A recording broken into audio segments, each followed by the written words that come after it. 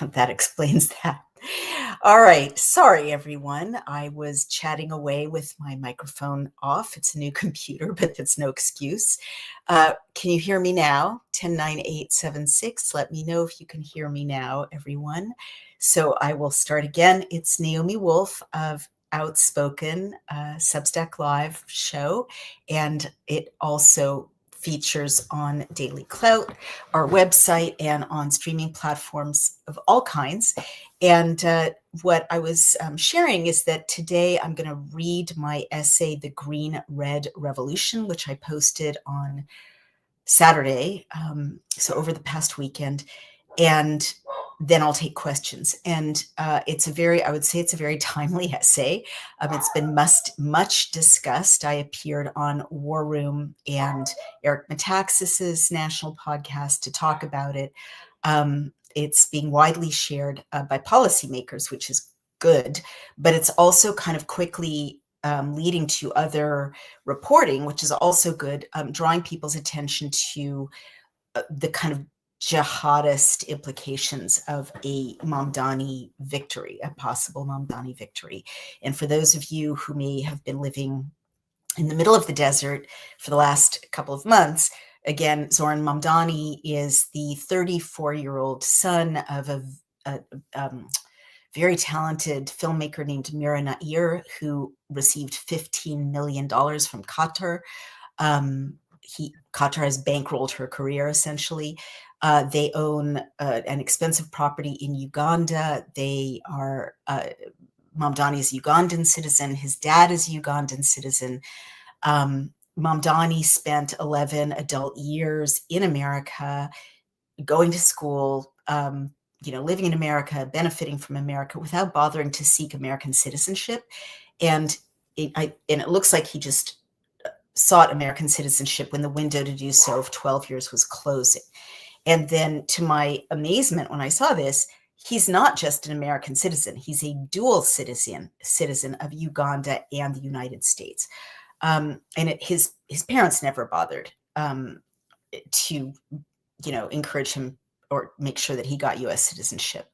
They also are more global citizens than Americans. His mom is Indian. His dad, again, is Ugandan and has many responsible roles in Uganda, as well as teaching at Columbia. And quite concerningly, his dad has also written sort of sympathetically of suicide bombers, and Mamdani won't repudiate the phrase globalize the Intifada.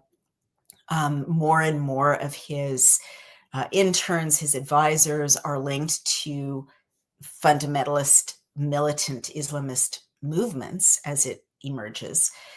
And I'm just kind of putting it all in context.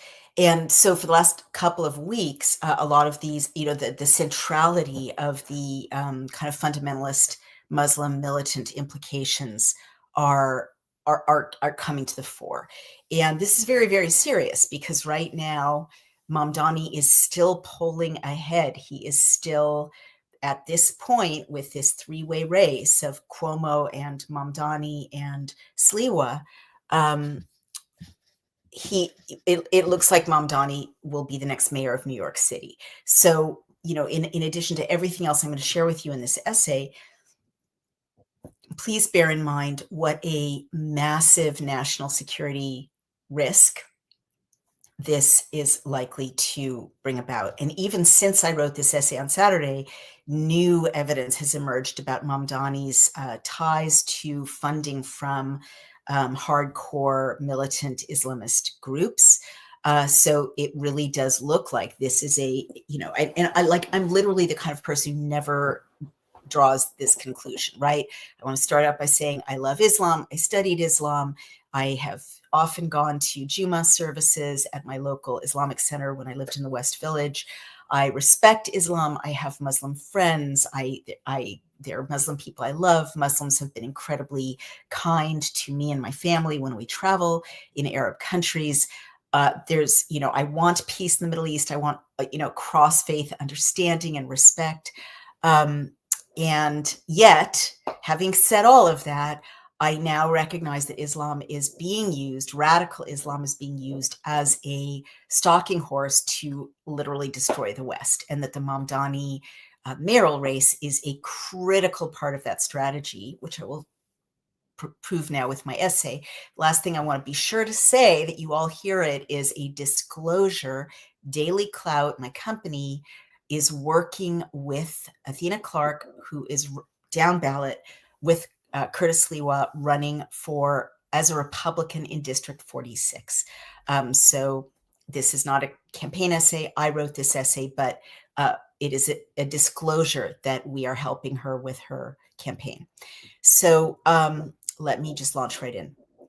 I will share with pain that this too is one of those essays I never wished to write. From the start too, again reprising my regular disclaimer, I love Islam as it is properly understood, moderate, pluralistically tolerant Islam. I love the moderate, pluralistically tolerant Islam practiced by millions upon millions of people on this planet, a religion that brought the idea of Abrahamic monotheism to parts of the world where people still worshipped pantheistically. A religion whose core ethical values form a Venn diagram with those of Judaism and Christianity. The 5 foundational principles of Islam involve the, quote, professions of faith, the giving of alms or charity, prayer, fasting, and pilgrimage. All of these precepts, of course, have parallels in both Judaism and Christianity. The core ethical values of Islam, according to the Studio Arabiya Institute, also resemble Judaism's and Christianity's ethics. These include, quote, peace. In fact, Islamic means peace and submission to God. It's the same root in Hebrew, shalom, salam, same root. Justice, a principle which has reverberated throughout life. Compassion, done to the poor, animals, and all human beings. Truthfulness, particularly in business and in official transactions. Humility in clothing, speech, and mannerisms. Brotherhood, an international connection of all the Muslims. End quote. This version of Islam respects Judaism and Christianity as representing, quote, the people of the book, end quote, and it takes seriously Quranic teachings demonstrating that Islam continues in the traditions of divine revelation that was established earlier by Moses and Jesus, Quote, the Quran teaches that Islam is the continued faithful religion in the same line as the prophets who were before Muhammad. Quote, the same religion has he established for you as that which he enjoined upon Noah, and that which he enjoined on Noah, and which we enjoined on Abraham, Moses, and Jesus. There's a citation. The result of this view is that the scriptures given by these prophets are considered to be genuine scriptures from God, but say we Muslims believe in the revelation which has come down to us, and in that which came down to you, Jews and Christians, our Allah and your Allah is one. And I just want to jump in here and remind everyone, if you don't know, that Allah is not a name for another God than the God that Christians and Jews worship. It's the same root. It's the same name. In Hebrew, it's El, like El Elyon, God of the highest, Elohim, the plural of God, which is one of God's names in the Hebrew Bible. Allah is the same root as El. It just means God. It doesn't mean, different God or Muslim God. It just means God. Okay, I'm just reminding you. This version of Islam can coexist peacefully in a pluralistic Western society and tolerate the fact that Western societies have protections for people engaged in homosexual relations, for instance, or premarital sex, which are acts forbidden by Islamic law. But having said that, as I noted in my essay October 7th, that is not the version of Islam that is ascendant right now globally, and it is not the version of Islam that I will argue in this essay is being deployed by globalists against open Western societies in order to complete the process of cultural and institutional destruction that escalated with, quote, the pandemic and its aftermath. Throughout the Muslim world, with some exceptions, such as Iran recently, Fundamentalist Islam, which includes major movements such as Wahhabism and the Muslim Brotherhood, seek to return to a far stricter and more uncompromising manifestation of Islam.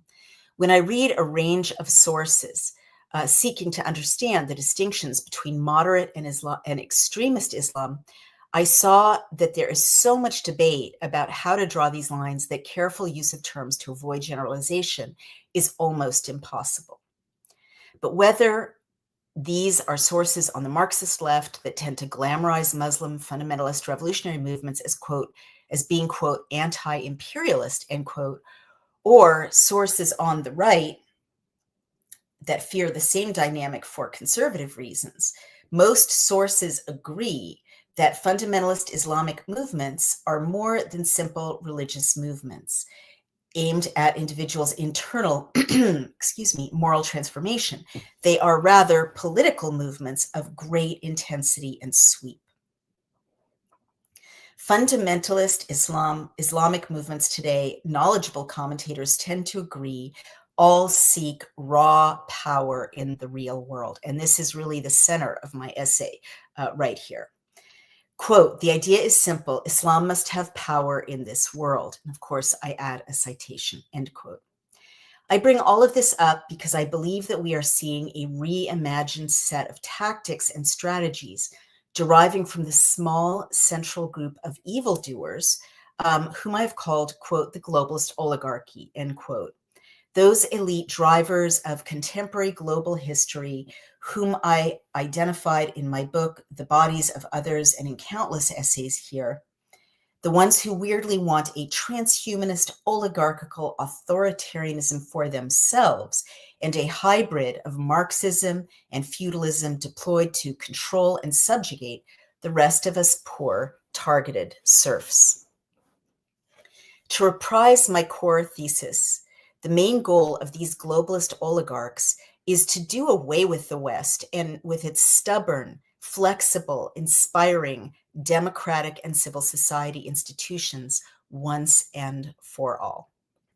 It is the West with its freedoms of speech, human rights law, protections for the individual from the mob, its inclusions of hated groups such as homosexuals and disdained groups such as women within its equality laws, its protections of religious minorities from state power, its moral limitations till recently, at least, on euthanasia and abortion, and above all, its 1,000-year practice of mostly nonviolent civic public dialogue, its classrooms, public squares, newspapers, and parliaments that stands in the way of the global evildoers accomplishing their demonic goals. The elitists' reimagined tactics, I'm arguing here, involve a new and unholy marriage between two entities that have ideologically, organically, almost nothing in common. Fundamentalist Islam is described above, and the ideologies, language, and trappings of classical Marxism. I've explained that from 2020 to 2025, the, quote, lockdowns were a psychologically debilitating tactic used by this elite cohort to break the individualistic spirit of people in the West. I include Australia and New Zealand. Then the mRNA injections, which the same group held out to broken, lonely, now passive populations as, quote, the way out, quote, of this life-entombing dystopia, served further to sterilize, kill off, and disable these populations. I have explained that the mRNA producers, at least Pfizer-BioNTech, transferred the IP and manufacture of the mRNA injections to Communist China in 2021 per BioNTech's SEC filing. I explained that Fosun Pharmaceutical, one of the largest pharmaceutical companies in Communist China, a company directed by the CCP, opened 11 manufacturing plants in Western Europe and now 14 in the United States. I showed that the Pfizer documents reveal far more deaths and serious adverse events, including sterilizations, in North America first, and secondly in Western Europe, than they do in all the rest of the world combined.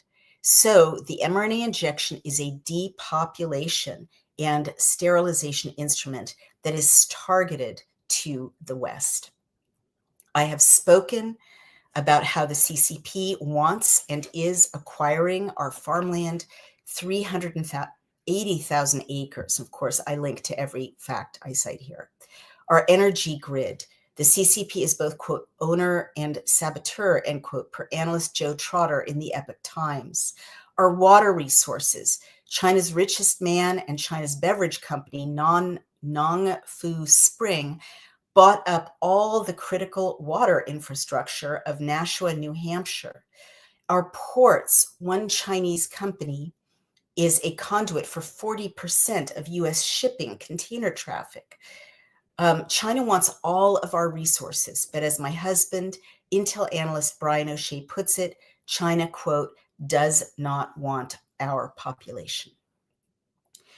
End quote. The CCP is buying up our local elected officials and our national elected officials. Quote, a new report has revealed that Boston Mayor Michelle Wu's, of course, a Democrat, 2021 election campaign received over $300,000 from a Chinese Communist Party intelligence official.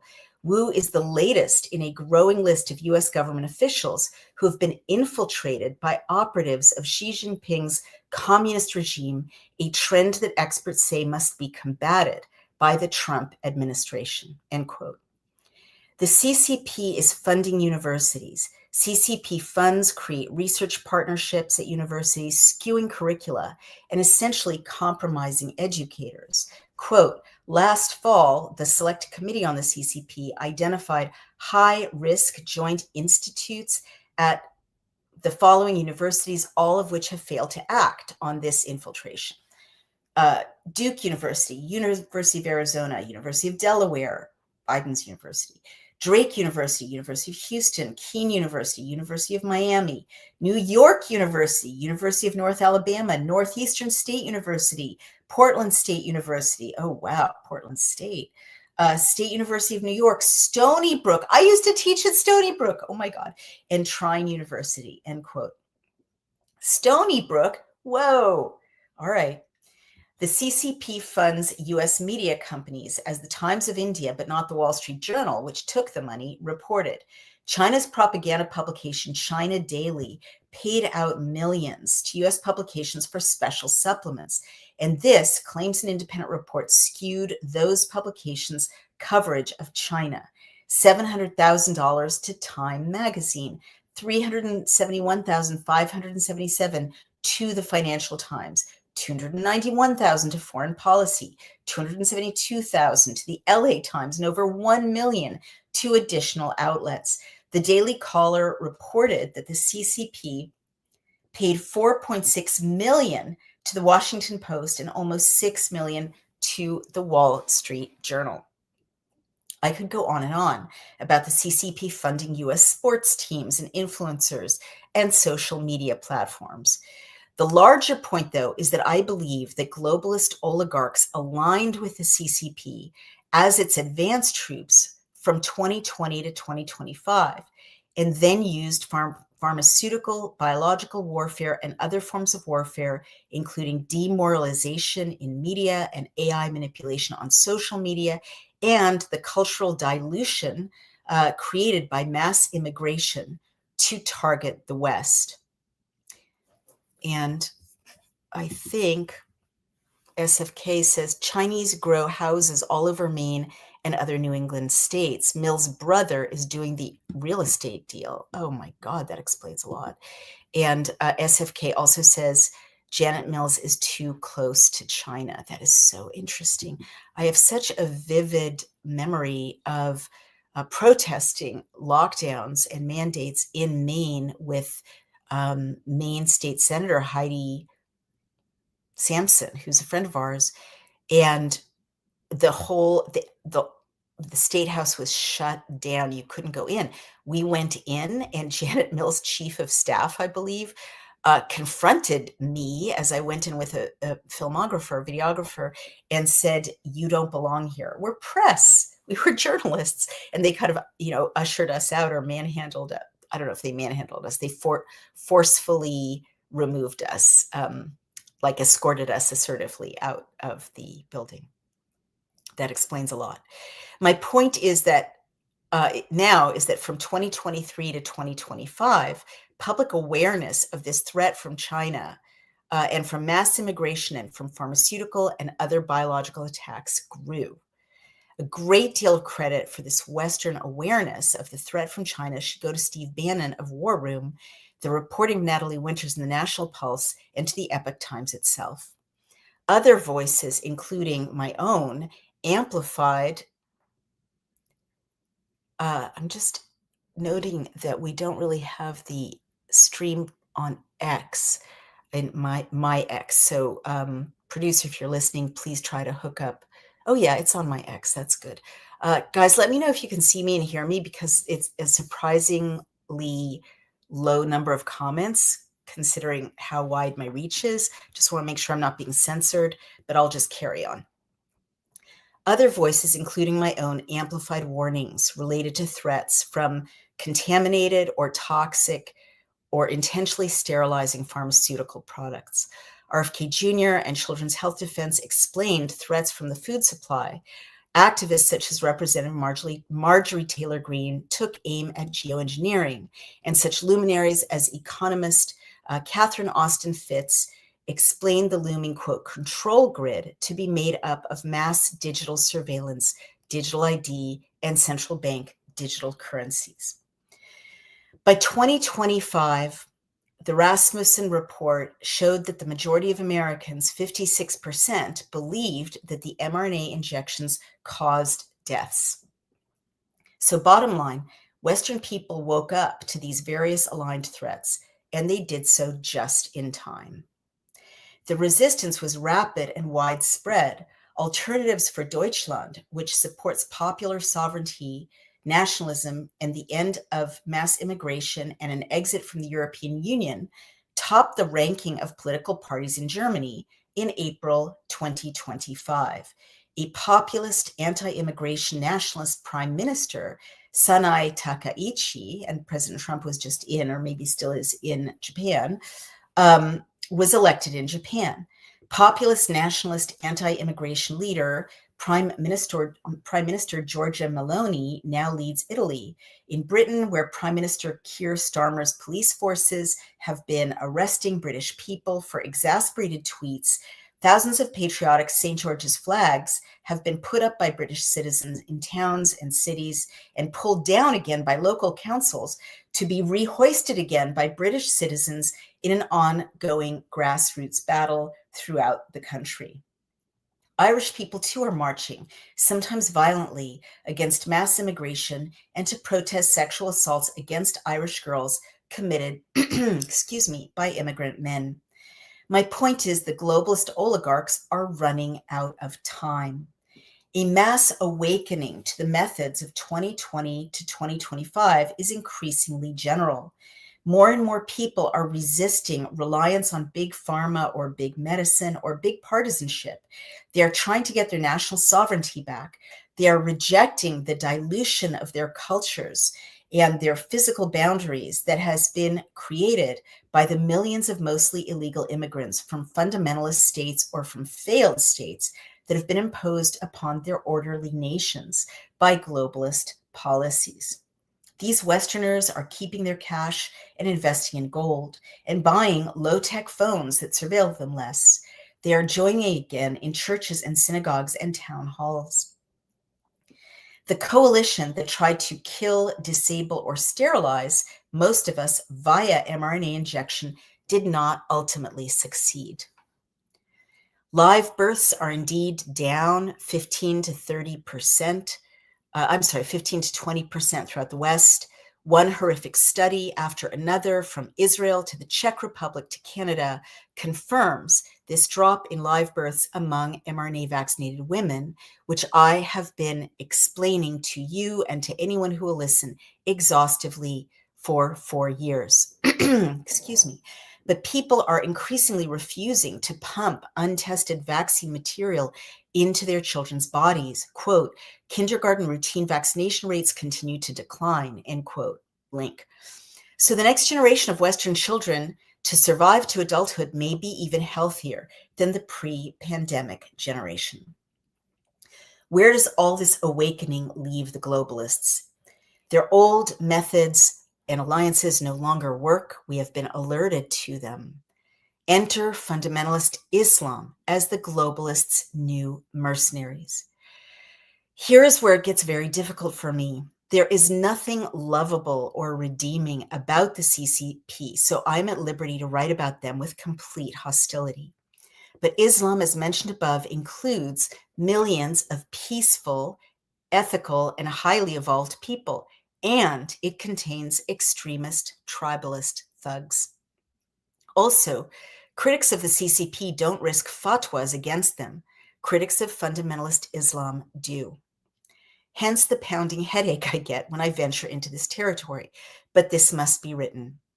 Abruptly, starting more intensively this year, 2025, fundamentalist Islamists in various Western countries seem to be getting a memo from the globalists in ways that reshape what would otherwise be organic history.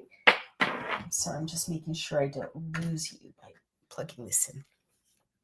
In exactly the way that public health officials, tech companies, hospitals, scientists, and other aligned interests all got the memo and acted in bizarre unison to roll out the events of the pandemic and the lockdowns and the vaccines in 2020 to 2024 as a unidirectional set of historical events.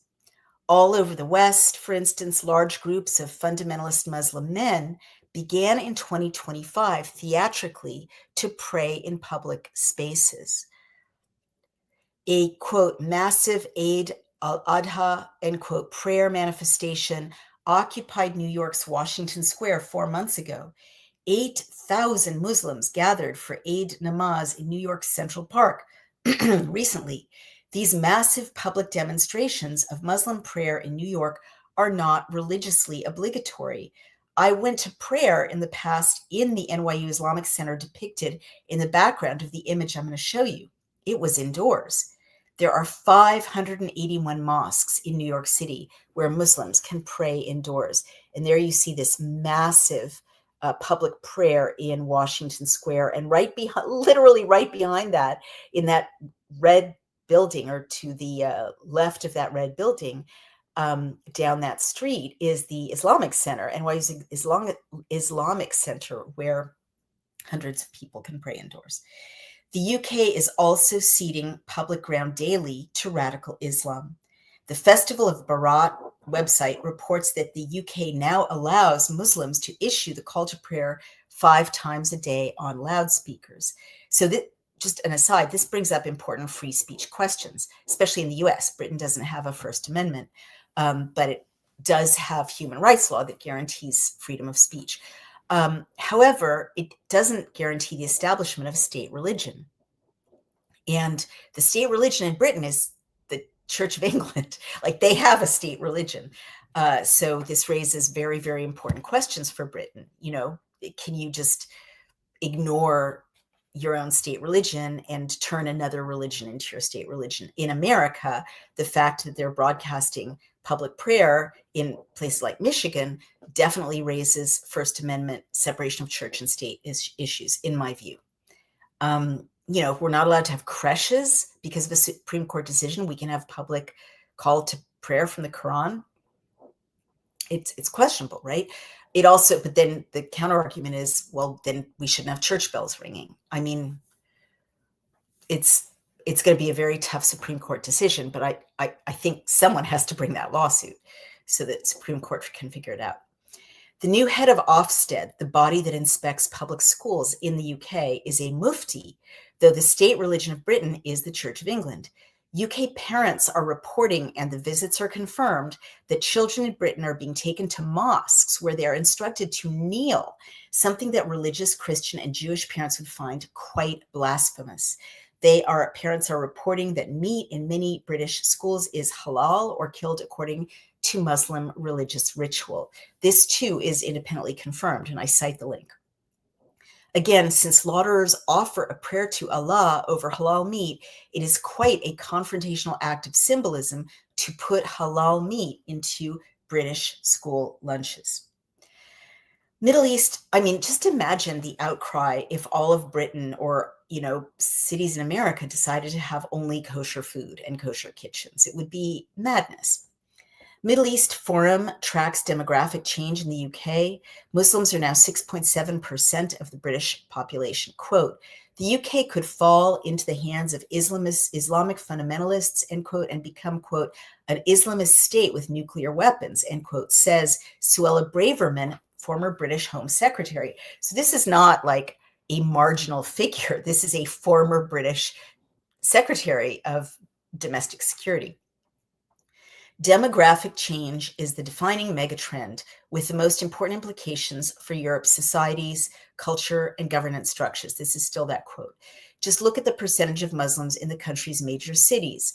London, 15% Muslim. Birmingham, 1.49 inhabitants, 29.9%. Bradford, 536,000 inhabitants, 30.5%. Manchester, 553,000 inhabitants, 22.3%.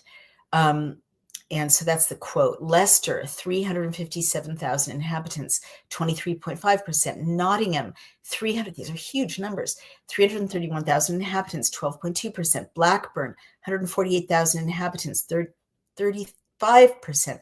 Luton, 218,000 inhabitants, 32.9%. Slough, 164,000 inhabitants, 29.4%. Pendle, 91,000 inhabitants, 26%. Oldham, 237,000, 24.4%. Rochdale, 211,000, 18.8%. Kirklees, 438,000, 19%. Sheffield, 556,000, 10.3%. It's not hard to imagine what these cities will look like in, say, 20 to 30 years, end quote. And remember that Muslim families tend to have twice to 3 times the number of children that British families have. So that's really interesting. I also wonder if they were forced to have the mandates, the injection mandates, the Muslim immigrants to Britain, because those would sterilize many people. Muslim organizations are effectively electing or appointing Muslim leaders into key civil society positions in Britain. Quote, the Muslim Council of Britain's New Leadership, end quote, by policyexchange.org.uk, a policy website, is a report that assesses this organized effort to stream Muslim leadership into key British roles. It details the goals of some leaders of the political Islamist movement in Britain, and assimilation into British society is definitely not on the agenda. And this is really the heart of this essay, you guys. Quote, organizing British Muslims. Quote, in a speech at the East London Mosque in November 2023, a leader named Wajid Akhtar advocated, quote, organizing and, quote, uniting the Muslims of Britain into a, quote, powerful community, which will, quote, change from the hand that is begging to the hand that is giving, from the people who are protesting to the people we are protesting to. For that you have to sacrifice, you have to work. We need to become an organized community. We need to become an Islamic community rather than just a community of people who happen to be Muslims. We all want Saladin, the Muslim leader who defeated the Crusaders, that's a bracket, to come today, right? But no one wants to be his father. You will not get Saladin until you build the environment for Saladin, until you become his teacher, until you become his madrasa, his helper, his friend, and his ecosystem. Build that first, and Allah will send you Saladin after Saladin after Saladin until you don't know what to do with them, period, end quote. This is a London mosque, okay? This is not on the BBC, and it really needs to be. This is a speech in a London mosque to Londoners. In the same speech, Akhtar said there was a, quote, darkness here in this country when we see everyone from the highest elected leaders of the land, straight away they go down to a school to reassure the students who are from one side of the conflict Don't worry, I'm with you. And they should do that because anti-Semitism is not from our religion. It's not from our culture. There's no word in Urdu or Arabic or Bengali called Holocaust because we never did something like that. But who was reassuring the Muslim students? Anyone? No. They only got one reassurance. You say one word out of line, will come down on you like a ton of bricks. So this is a dog whistle about Jewish students and Jewish students being protected by the British state. They're not happy about that. They call that a darkness in the land. The other darkness you can see is that ministers will go to the marches in support of the war and they will speak there, meaning, I think, the war in Gaza. And yet, if you go on Saturday to say, please don't kill children, you're called hate-filled extremists. British citizens in Israel, free flight, come home to safety. British citizens in Gaza, you're on your own, mate, period, end quote. And there are links to this leader's very popular videos. East London Mosque and London Muslim Center, Dr. Wajid Akhtar. So really, this guy is not saying let's all be British people together. I love my Jewish British brothers and sisters. No, this is absolute division. The Muslim Council of Britain's new leadership. This is still from that policy report. Akhtar's speeches and writings sometimes evoke a lost golden age of Muslim supremacy and power, which could be restored through a united and organized faith. This writer, by the way, is downpedaling what Akhtar is actually saying. It's not through faith. It's through faith plus military conquest and civil conquest. He wrote, quote, Muslims have never gotten over losing Andalusia, Spain, to the Reconquista. We lament about how we brought enlightenment to Europe and then managed to find ourselves totally eliminated from the Iberian Peninsula, period, end quote. In 2024, at the Nur-ul Islam School in London, he said, quote, we didn't just lose in India and Pakistan and Bangladesh. We lost everywhere. We lost in Algeria and North Africa. We lost in West Africa. We lost in Central Asia. We lost and we lost and we lost, and we haven't stopped losing for more than 150 years. If you try to unite the Muslim world politically like we are trying to do, but your people are either the illiterate religious or the literate mortad, apostates, what I would call moderate Muslims, you have no hope. We need to bring all three together. We need a vision that has the Quran in one hand and the science book in the other hand. In this school, they're learning not only to be professional, they're learning the Quran, they're learning to be good Muslims and good citizens.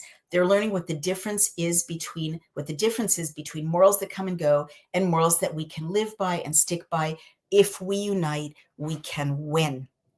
So win in this paragraph does not mean assimilate successfully into British life, become contributing members of British civil society. It means win, become a political, geographic hegemony as before the Reconquista in the 15th century. I hope you got that grammar because it's very important. And he's talking to a school in London. When he says this school, he means a school in London. You can be sure that these sound bites are not being presented on the BBC, to the Guardian, to the Telegraph. Completely different sound bites that sound like we are victimized. Okay. This is not a discourse of victimization. This is a discourse of geographical assertion and political assertion. How do we unite to dominate the Christian West, is what he's saying. So for at least many of the followers of some of these key Muslim political organizers, the goal in securing political power in Britain or the Netherlands or Sweden or the US is not to build a better Britain or a better Netherlands or Sweden or the United States. This leader above, Akhtar, has nothing to say about non-Muslim children in those nations, for instance, except to criticize their sense of safety, or domestic social problems in those nations that do not center on the aspirations of organized Islam. That one-pointedness is the definition of fanaticism. The political goal stated above is nothing less, this is me again, than a religious reconquista or reconquest, to reverse the humiliating defeats of Islam that played out in Spain, 500 years ago, and to win at the current geopolitical conflict that is playing out now between Israel and Palestine. It is also to bring Europe and the West a modern-day Saladin, a figure that everyone in Akhtar's audience would recognize. Saladin is the 12th century Islamic military leader who faced off successfully against Christian armies. Salah al-Din, known in the Christian West as Saladin, was the founder of the Ayyubid dynasty and ruler of Egypt and Syria. Medieval Christian Europe faced him as a powerful enemy when he reconquered Jerusalem from the Christian crusaders who held the city. Saladin successfully reconquered almost all of the Christian crusader states. Are you hearing this? Leaving only a handful of cities in crusader control. Saladin recaptured Jerusalem in 1189.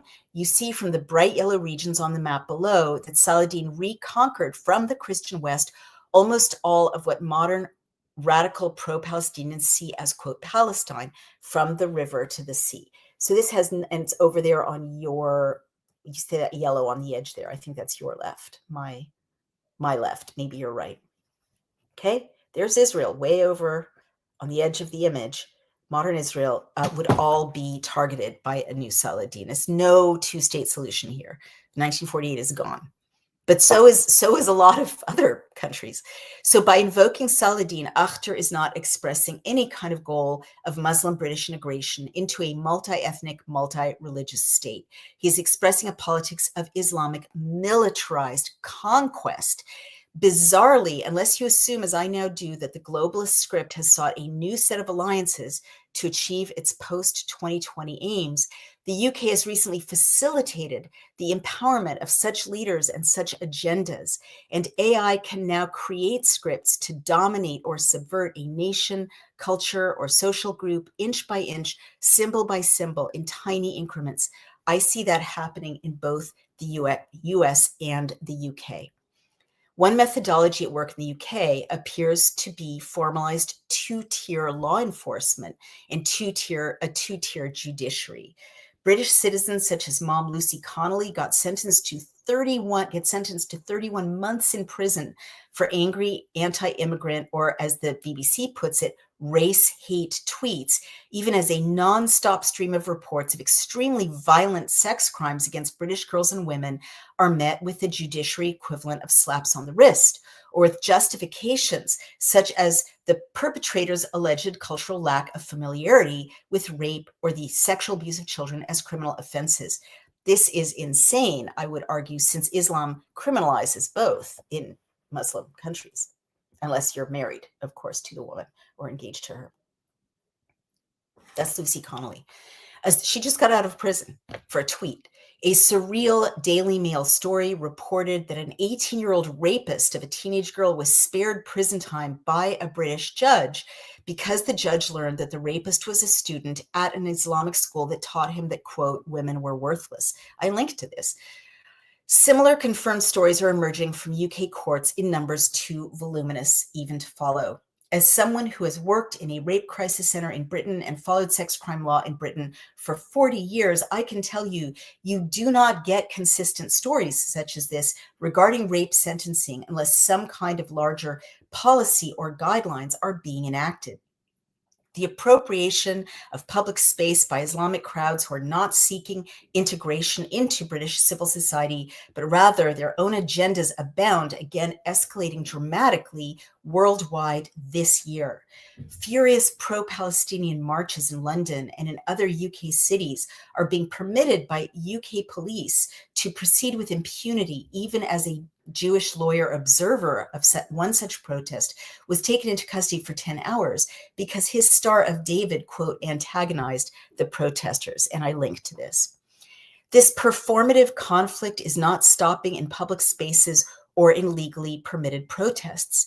A new memo seems to have gone out worldwide encouraging student protesters to disrupt Western civil society's last sacred space, the classroom.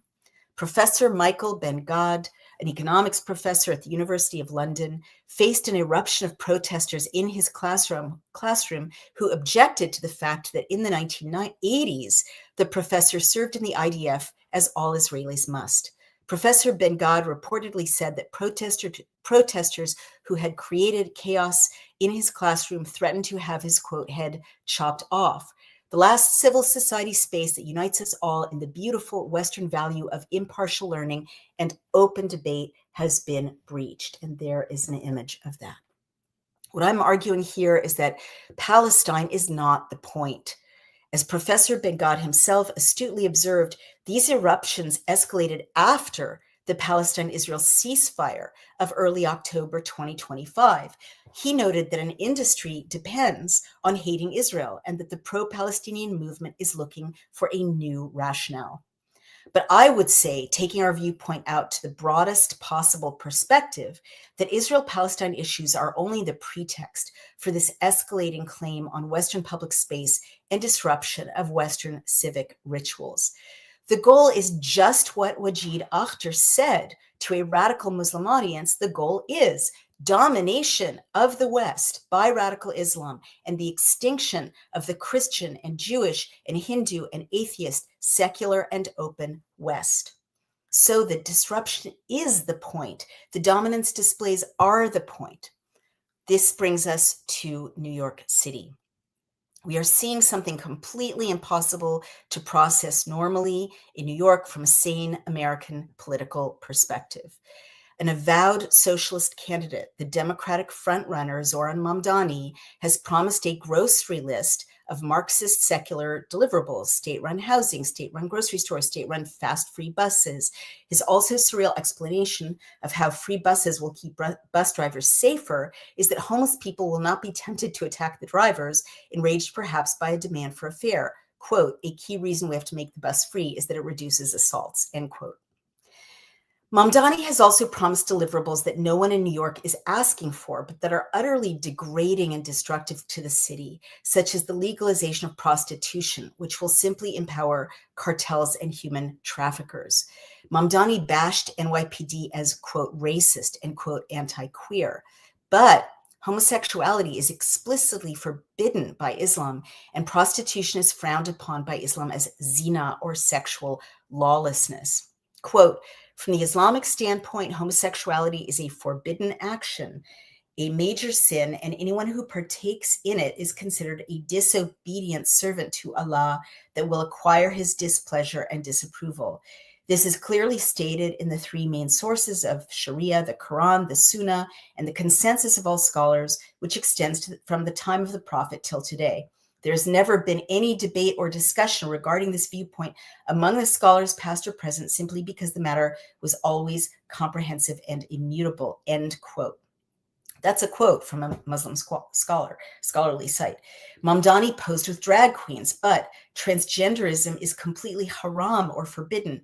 Islamic scripture makes clear that male and female are essential biological categories. However, the dramatic performances by Mamdani of his alliance with sex traffickers, queer communities, and transvestite performers is oddly not even being challenged once by his Islamic supporters, to whom all of this is completely religiously forbidden. Why is that? And someone pointed out that he may be proposing those weird policies as a way to reassure non-Muslims that he is not a Muslim fundamentalist. Mamdani's campaign has begun to signal his Islamic mission more overtly than ever, and perhaps more overtly than any candidate for mayor of any U.S. city has ever signaled it. The messaging gets more and more considered, more traumatizing, stranger and stranger. Mamdani posed with podcaster Hassan Piker and called him a friend. Piker said that the U.S. deserved 9/11. And there's Hassan Piker, who was just at Mamdani's event in Forest Hills, Queens. The 9/11 signaling from Mamdani's campaign did not stop there. Mamdani posed with the Brooklyn Imam, Siraj Wahhaj, who served as a character witness for one of the masterminds of the 1993 World Trade Center bombing. There they are, as friendly as can be.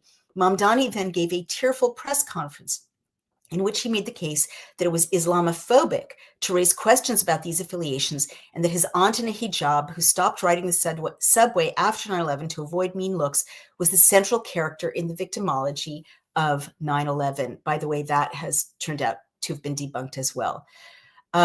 Mamdani also refuses to repudiate the call to, quote, globalize the intifada, which is in essence exactly what Akhtar is calling for in the excerpt about Saladin I cited above.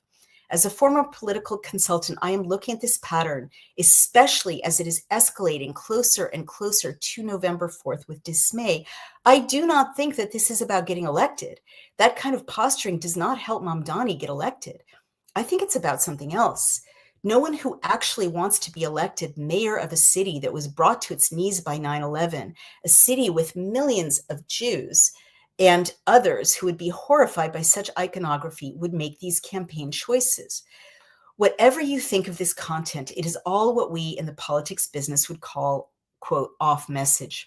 These images and press conferences are a detour from the bread and butter platform planks of affordability to which New Yorkers had been responding well.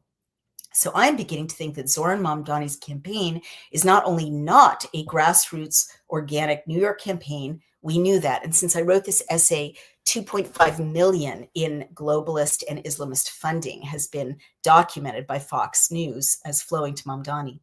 I'm beginning to think that it is something else too, a demonstration of America's humiliation, a desacralization of our revered iconography. I'm beginning to think that it fits in with this larger incrementalization of radical Islamic dominance that we are seeing throughout the West. I am beginning to think that the globalists can no longer effectively use big pharmaceutical and the CCP to effectuate their 2030 world tyranny goals, and that they have thus been forced to make new friends. I am beginning to think that the global fundamentalist Muslims are being weaponized and are weaponizing themselves as the mercenaries and foot soldiers in a refreshed and renewed chess game aimed still at the total erasure of the West and, as before, at globalist dominance. Just this time, it is with a different flavor. If that is the case, the Mamdani campaign may or may not succeed as politics. Mamdani may or may not be elected mayor in a couple of weeks of this great American city. I am suspicious of the polls, but it is possible that he will win. If he wins, the point, I'm beginning to think, is not even that the radical socialist Democrats have seized control of a major American city. Whether he wins or not, I think now that the point of the Mamdani campaign is performative. It is a form of psychological humiliation in a psychic theater. It is messaging designed to demoralize and re-traumatize much of this great city, to demoralize and traumatize much of America. The messaging to New York indeed signals and celebrates the arrival of a modern Saladin. And by the way, think about what a massive national security risk this guy and his team and his funders would be if he, God forbid, holds the levers of municipal power, access to all the municipal infrastructure in New York City. The messaging, in short, is about the cultural and psychological conquest of this great nation.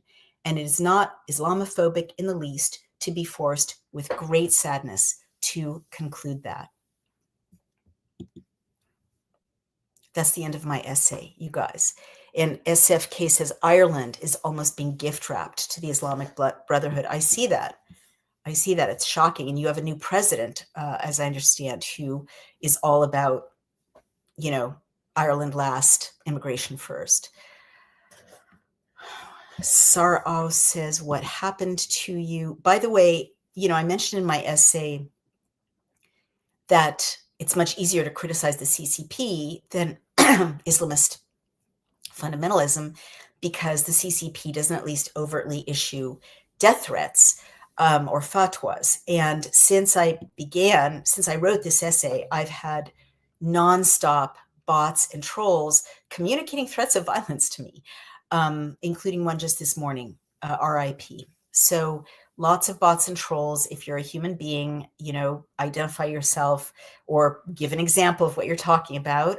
Nothing happened to me that I haven't always cared about, which is democracy and the rule of law. Excuse me, I think this is a very even-handed essay. It's being criticized on my Substack as not being hard enough on Islam. Can't win, but I'm telling it as I see it, trying to be even-handed and balanced and not ever, smear an entire religion because of the hijacking of this religion by fundamentalists. Look, if Christianity, with all of its sects, were, had a public political arm that was calling for a militarized takeover of Western secular democracies, I'd call them out too. It's not good for the West. I am completely consistent, or not good for democracy and freedom. I'm completely consistent that the Constitution of the United States of America is my main subject, my only subject, that's Arms of the Man I sing, said Homer, and I sing the Constitution. And this is about the Constitution. A Constitution cannot survive.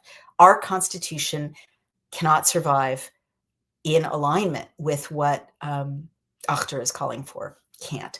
So does that bring up a huge kettle of fish, a mess for the Supreme Court, for state assemblies, to deal with? It in America it does, but I think we have to. I think we have to think about, while protecting our freedoms of speech, freedoms of religion, we have to think about constitutionally kosher, legislation, like what Texas Governor Abbott did, forbidding Sharia law in Texas. I mean, Sharia law is not protected speech. It's another kind of law, supplanting US law. And that is subversion or treason. I mean, that is a very serious offense. So I've issued the warning. I married my bodyguard. I'm going to end there. We've got some wonderful sponsors that I want to thank. I want to thank Native Path. Remember, when you support our sponsors, you support us. So they're having a special on collagen. I will tell you, you've got to go to getnativepath.com/Daily Cloud for up to 45% off plus free shipping. Stuff is incredible. I'm going to be 64 in a week and a half. I'm doing just fine. Very mobile. My pain is gone. My skin's great. My hair is great. I always get embarrassed with this part of the thank you to the fund for the sponsor, but there we are. I am grateful to them for my health and wellness, and we love getnativepath.com/Daily Cloud collagen. There's also creatine and Native Hydrate, but I can't do without my collagen from Native Path. I want to tell you about Brightcore as well. If you go to brightcore.com, you will find a kimchi supplement called Kimchi One. It's one of the only substances that clears microplastics out of your system, according to various studies that they link. And microplastics are a huge problem. So go to brightcore.com, and the promo code is Wolf. And you will get a discount. And there's a number to call there too. People will talk to you about it. But I'm really, really excited about this supplement. And I think we live in such a toxic environment that we really, really need it. And finally, I want to thank American Alternative Assets. We're in such an unstable time that we really need to invest in gold and silver and other assets that can't be confiscated as easily or tracked as easily. And so please go to cloutgold.com is the site where you can find out more about that, and you can get their report on the 7 warning signals of that are flashing red when there's economic instability. So we thank our sponsors, but you thank us best by supporting them, and we need help. It is expensive to get death threats, you guys. I have to hire lawyers. I have to hire extra security, make security, security technologies. Talk to my therapist, right? Please, I'm just kidding, but please support Daily Clout. You can subscribe or donate. You can go to legisector.com, billcam.com, subscribe there, get total transparency on legislation, change laws from your phone, fabulous, but also over on Substack. I really need your support. I have more and more free subscribers, fewer and fewer paying subscribers. I reach 120,000 free subscribers. I have fewer than 4,000 paying. If you care about reports like this, they take a lot out of out of me to do. They are my full-time, writerly job. I need you to support me. If you can afford to be a paying subscriber, please go over to Substack to Outspoken and subscribe. Thank you guys. I will see you later. Bye-bye.